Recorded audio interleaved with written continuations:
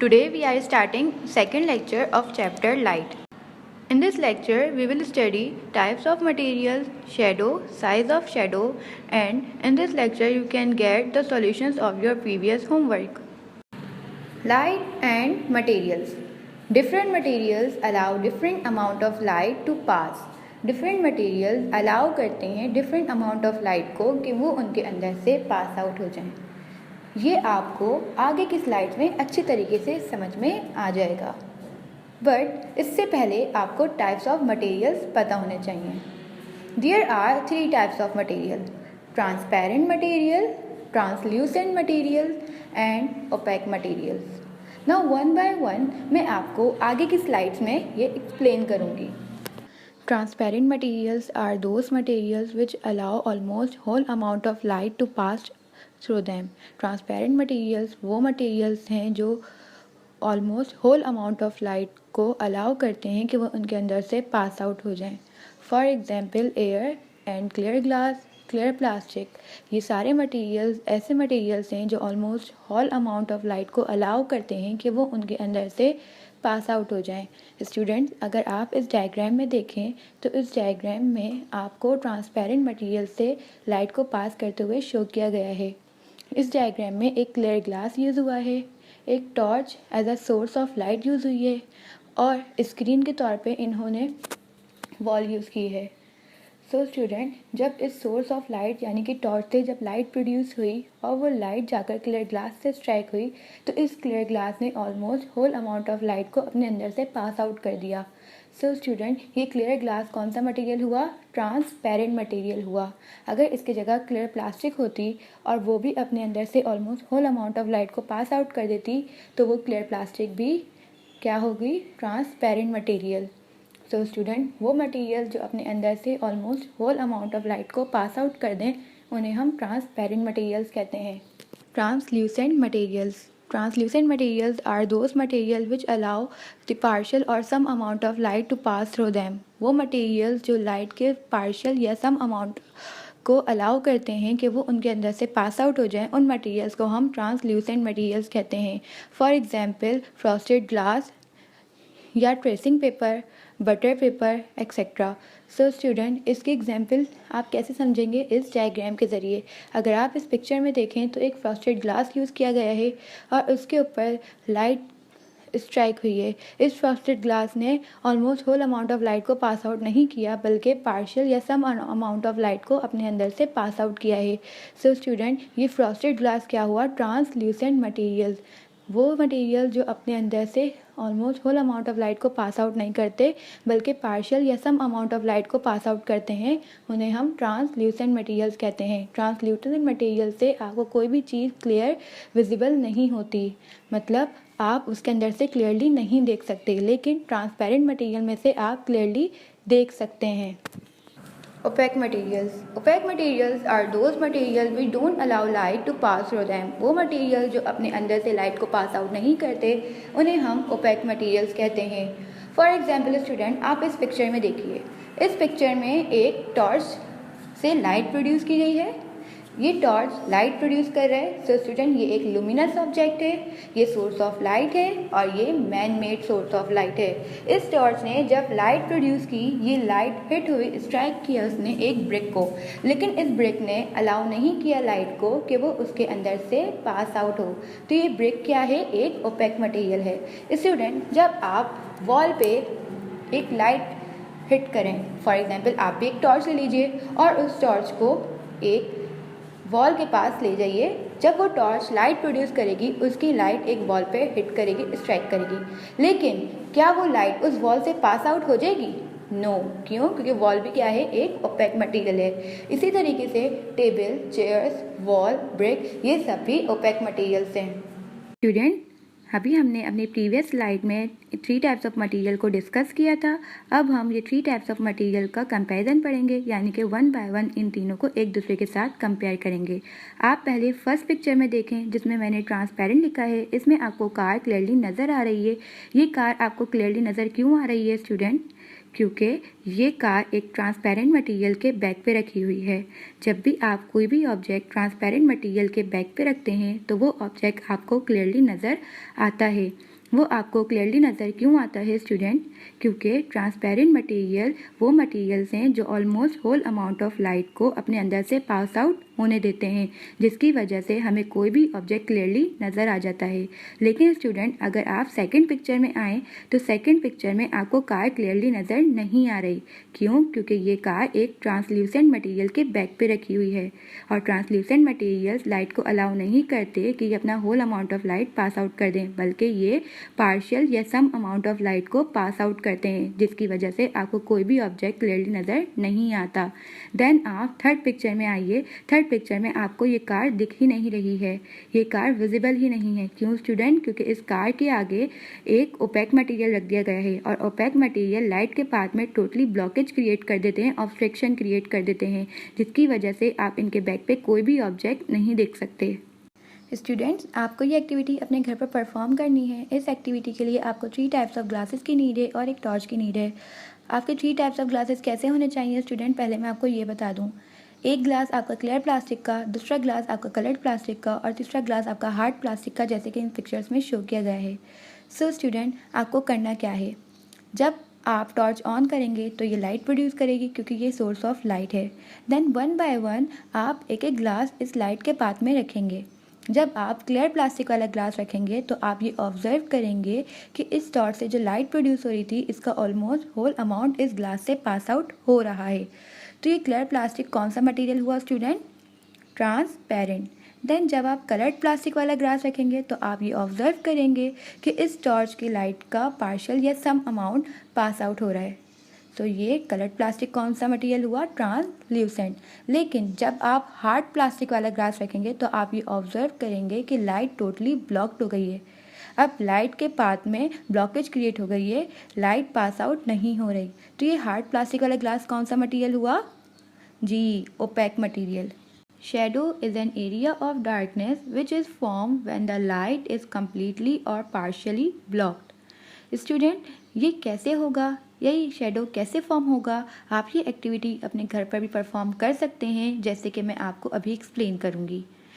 आप इस पिक्चर में देखिए, एक लाइट सोर्स यूज़ की गई है। वो लाइट सोर्स क्या है स्टूडेंट? यहाँ पर टॉर्च है। देन जब इस टॉर्च से लाइट प्रोड्यूस हुई तो इस टॉर्च की लाइट के पाथ में मैंने एक ऑब्स्ट्रक्शन, एक ब्लॉकेज क्रिएट कर दी। किस मटेरियल से या किस ऑब्जेक्ट से? एक ओपेक ऑब्जेक्ट से, क्योंकि ओपेक ऑब्जेक्ट्स वो ऑब्जेक्ट्स हैं जो लाइट के पाथ में ब्लॉकेज क्रिएट करते हैं, क्योंकि ये लाइट को पास आउट होने नहीं देते। जब ये लाइट इस ओपेक ऑब्जेक्ट पे स्ट्राइक होगी तो आपकी वॉल पे या किसी भी स्क्रीन पे उस ऑब्जेक्ट का शेडो फॉर्म होगा। क्यों? क्योंकि आपने लाइट के पाथ में ऑब्स्ट्रक्शन या ब्लॉकेज क्रिएट कर दी। अब क्या सिर्फ ओपेक ऑब्जेक्ट्स ही ऐसे हैं जो लाइट के पाथ में ब्लॉकेज क्रिएट कर सकते हैं? नो, ट्रांसल्यूसेंट मटेरियल भी लाइट के पाथ में ऑब्स्ट्रक्शन या ब्लॉकेज क्रिएट कर सकते हैं, क्योंकि ट्रांसल्यूसेंट मटेरियल्स भी almost whole amount of light को पास आउट होने नहीं देते, बल्कि ये पार्शियल या सम अमाउंट ऑफ लाइट को पास आउट होने देते हैं और सम अमाउंट ऑफ लाइट को ब्लॉक कर देते हैं। सो स्टूडेंट, जब भी लाइट पार्शियली और कम्प्लीटली ब्लॉक्ड होगी किसी ऑब्जेक्ट की वजह से, तो लाइट उस ऑब्जेक्ट का शेडो फॉर्म करेगी।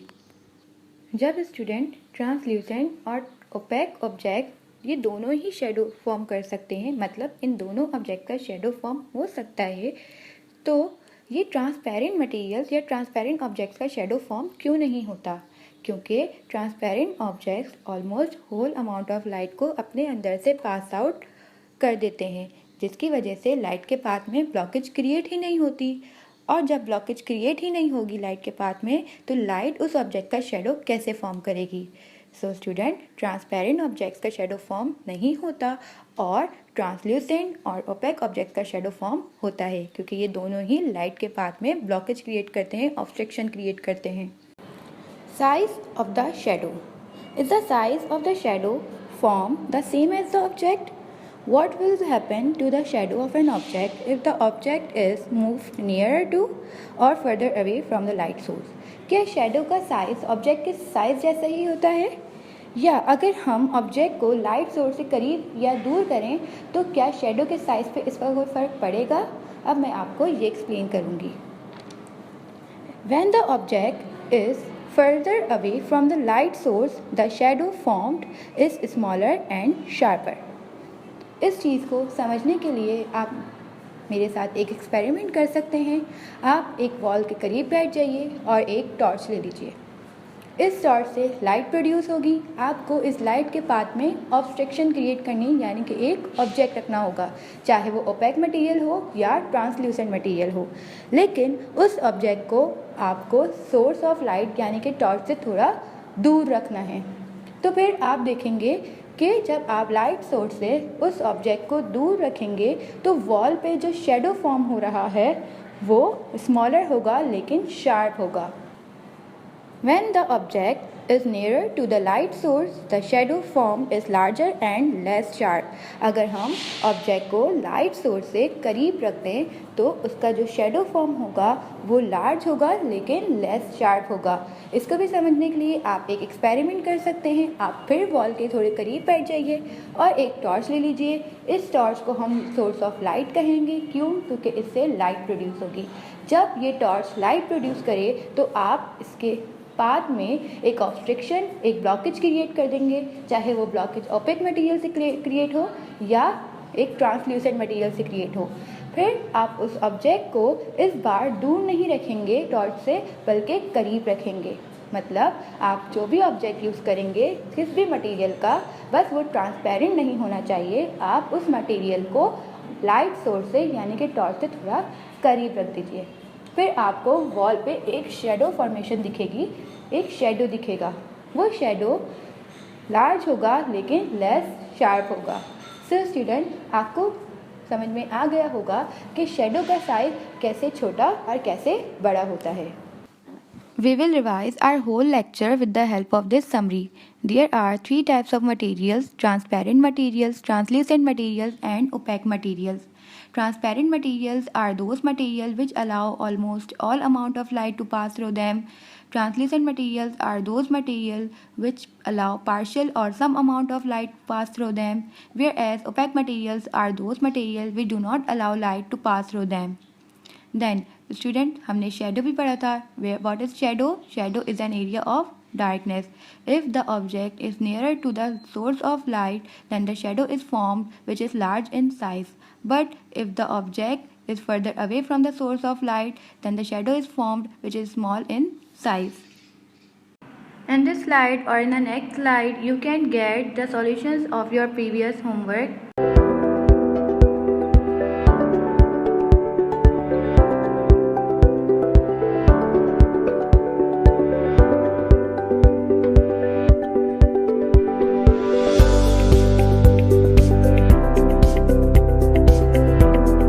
Let's start the homework. Do question number 1, 6 and 9 in your science workbook. Try to do your work neat and clean. Question number 6. Which type of material, transparent, translucent and opaque, should be used when we want to make the following objects and why? Student, आपको यहाँ पर type of material बनाना है। अगर हमें कोई object form करना है तो उसमें हम कोई सा टाइप ऑफ मटेरियल यूज़ करें और वो क्यों करें। अगर हम ट्रांसपेरेंट मटेरियल से कोई ऑब्जेक्ट बना रहे हैं तो वो हम ऑब्जेक्ट ट्रांसपेरेंट मटेरियल क्यों बना रहे हैं, हमें ये रीज़न भी लिखना है। स्टूडेंट, आप फर्स्ट कॉलम में देखिए, यहाँ पर ऑब्जेक्ट्स गिवन है। सेकंड कॉलम में आपको मटेरियल बताना है कि आप कौन सा मटेरियल यूज़ कर रहे हैं, ट्रांसपेरेंट, ट्रांसल्यूसेंट या OPEC.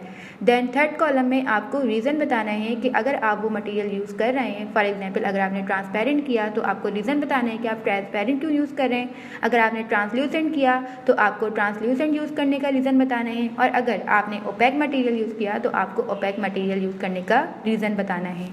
Read each statement and write down the answers in the given block. Statement A. The window in Junaid's bathroom contains frosted glass. Is his window transparent, translucent or opaque? Junaid की bathroom की window frosted glass की बनी हुई है। अब आप बताइए कि ये विंडो ट्रांसपेरेंट है, ट्रांसल्यूसेंट है या ओपेक है। Statement B. Alia looks out of her bedroom window at the birds outside. Alia अपने बेडरूम की विंडो से बर्ड्स को बाहर देख रही है। Is her bedroom window transparent, translucent और ओपेक? फिर आप बताइए कि इसके बेडरूम की विंडो ट्रांसपेरेंट है, ट्रांसल्यूसेंट है या ओपेक है। Statement C, Sophia gets a new pair of glasses. Sophia को न्यू पेयर ऑफ ग्लासेस मिले हैं। When she tries them on, she can see more clearly. जब सोफिया ने उसे ट्राई किया, मतलब जब उसने उसे पहना तो उसकी वजह से उसे क्लियरली नज़र आने लग गया। Are the lenses of the glasses transparent, translucent या ओपैक? फिर आप बताइए कि इसके जो ग्लास में लेंस है वो ट्रांसपेरेंट है, ट्रांसल्यूसेंट है या ओपैक है। Statement D, on a bright sunny day Ali on a bridge looking into a creek. Bright sunny day में अली ब्रिज पे खड़ा हुआ है और क्रीक में देख रहा है। The water is so still and clear that he can easily see fish swimming. Water बहुत साफ है और ठहरा हुआ है जिसकी वजह से अली को पानी में मछलियाँ तैरती हुई आराम से दिख रही हैं। Is the water in the creek transparent, translucent और ओपैक? फिर आप बताइए जो क्रीक में वाटर है वो ट्रांसपेरेंट है, ट्रांसल्यूसेंट है या ओपैक है? इसका आंसर आप इस स्टेटमेंट के सामने दिए गए ब्लॉक में लिखेंगे। Statement E, Ruhi is a baby who needs to sleep during the day. Ruhi एक बेबी है जिसको दिन में सोने की ज़रूरत है। Her mom closes the curtains on the bedroom window and the room is very dark. उसकी मम्मा ने बेडरूम में पर्दे डाल दिए जिसकी वजह से रूम बहुत डार्क हो गया, वहाँ पर डार्कनेस हो गई, अंधेरा हो गया। Are the curtains transparent, translucent और ओपैक? फिर आप बताइए कर्टेन्स ट्रांसपेरेंट हैं, ट्रांसल्यूसेंट हैं या ओपैक हैं? इसका भी आंसर आप इस स्टेटमेंट के सामने दिए गए ब्लॉक में लिखेंगे। Statement F, Noor took a shower. Noor ने शावर लिया। Her glass shower door was covered in steam. जब उसने शावर लिया तो जो उसका ग्लास शावर डोर था वो स्टीम से कवर हो गया। फिर आप बताइए was the glass door transparent, translucent और ओपैक? कि अब उसका शावर डोर यानी कि ग्लास डोर वो ट्रांसपेरेंट है, ट्रांसल्यूसेंट है या ओपैक है? इसका भी आंसर आप इस स्टेटमेंट के सामने दिए गए ब्लॉक में लिखेंगे।